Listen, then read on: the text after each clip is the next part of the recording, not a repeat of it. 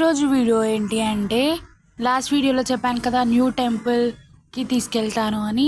ఆ టెంపుల్ ఇదే అనమాట. ఇది కరెక్ట్ లొకేషన్ ఎక్కడ అంటే హన్మకొండలో కాపువాడ.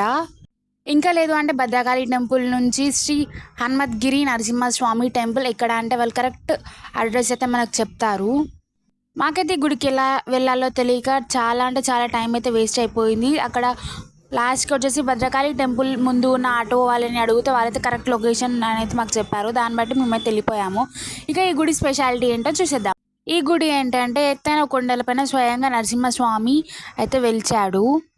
ఇంకా ఈ ఆలయానికి అయితే 1000 సంవత్సరాల చరిత్రనైతే ఉంది. ఈ ఆలయంలో స్వామివారు కొండ సోరికల మధ్యలో నుంచి భక్తులకైతే దర్శనం ఇస్తారు. ఇక్కడ ఏంటి అంటే స్వయంగా స్వామివారు వెలిసిన గర్భగుడిలోనే కోనేరు ఉండడం ఇక్కడి ప్రత్యేకత. ఎంతో గొప్ప చరిత్ర, ఎంతో గొప్ప మహత్యం ఉన్న గర్భగుడి అన్నమాట. ఇక్కడికైతే లోపలికి వెళ్ళాక ఆ దేవుణ్ణి చూసాక అయితే ఇంకా చాలా అంటే చాలా మనశ్శాంతిగా అనిపించింది.